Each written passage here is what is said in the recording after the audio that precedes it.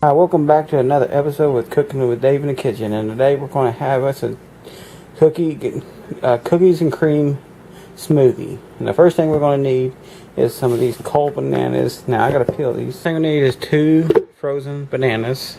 The thing we need is 4 tablespoons of cookies and cream butter spread.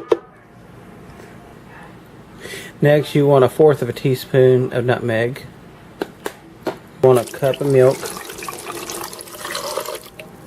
Turn it on here. And we'll give it.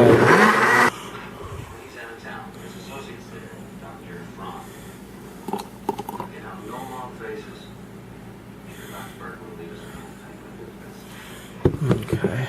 Have it. Cookies and cream smoothie. Let's give this a taste test.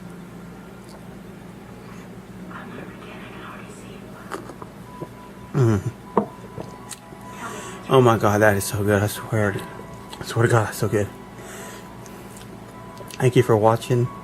Don't forget to subscribe, and I will bring you more updated videos. And if you want to stay tuned, hit that subscribe button and also hit that bell beside it. Thank you.